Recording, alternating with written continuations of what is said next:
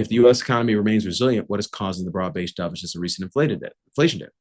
I'm going to present this without comment. And for the record, I'm wearing my purple tie today because I know presenting this in front of some of you is going to get you agitated. But again, I said this when we got the April inflation data. Like this makes no sense in the context of everything we've been talking about from a productivity and unit labor cost inflation standpoint. You have negative productivity growth, accelerating unit labor cost inflation. Why is inflation just breaking down durably below trend across every metric? Why services sector? Why is all this? Why all of a sudden is inflation just behaving in very dovish manners? Look at the Wall. Don't ask me. Ask the Wall Street Journal. Economists are raising questions about the quality of U.S. inflation data. The Labor Department says staffing shortages, cough, cough, Doge, reduced its ability to conduct its massive monthly survey. Did it reduce its ability, or is it making it only pick up prices that are declining or flat? Are they only noticing the prices that are not going up and making the inflation data dovish? I don't know. I don't know. I really don't care, to be honest. I don't care. You can, if you're on the political left or political right and this is making you upset, why are you letting this stuff make you upset? Life's too short. Who cares if they're cooking the inflation books? Just deal with it. If they're doing it, just deal with it. Who cares? China's been cooking the books the whole time. You would be bald if you were an investor in China pulling out your hair because the Beijing's cooking the growth and inflation and profit books. Who cares? Just move on. They're cooking the books, whatever. Biden probably cooked the books too, by the way. If Biden cooked the books, Trump's probably cooking the books. Whoever's president after him will likely cook the books. Who cares? Just deal with it. Figure out what the impact is on the distribution of probable economic outcomes and position for that.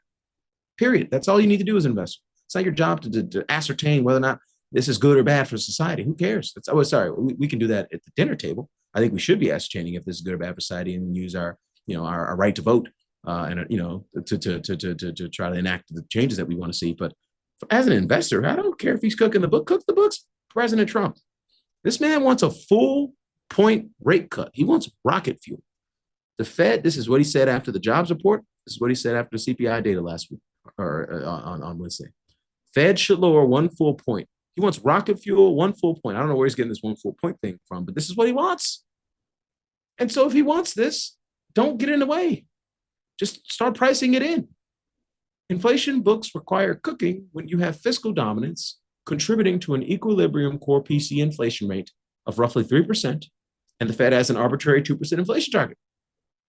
If the Fed is sticking with this New Zealand 2% inflation target, and the core equilibrium core PC inflation rate, this horizontal line here, is somewhere around 3.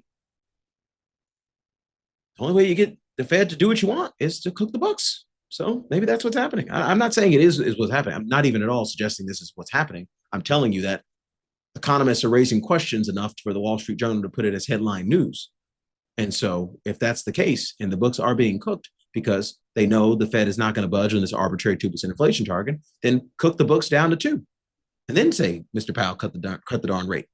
That's exactly what's happening. So expect President Trump to name, not exactly what's happening. It may be what's happening. My apologies. Expect President Trump to name a Fed chair in waiting that is okay with 3% inflation, either explicitly or implicitly, because negative real rates are a necessary feature of any solution set for the U.S.'s fiscal mess. So again, we know we got a Fed chair in waiting name coming up. In our view, we said Kevin Warsh is probably too hawkish. Scott Bessent's already doing a great job as the Treasury Secretary, so why move him out of that role? So it's probably going to be somebody. I mean, we don't even know who it is, but I guarantee you it's going to be a pandering sycophant. It's not going to be a hard money guy who's going to stiff arm Trump and say, no, we're not going to cut the rates you want. We're not going to cut interest rates. I mean, we know whoever's going to be the Fed chair in waiting is going to come in and slash interest rates. And that's not currently priced in, by the way. So if you look at Fed funds futures are currently pricing in 50 basis points of rate cuts in 2025. They're pricing in 60 basis points of rate cuts in 2026. I think you can double that.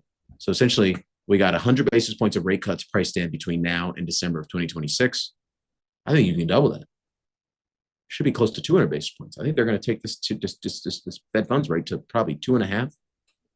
Now, again, I'm making that number up, but the floor Fed funds rate right now in the market is 3.3%, so 3.25% essentially. That's probably 75 to 100 basis points too high. So just be aware of that.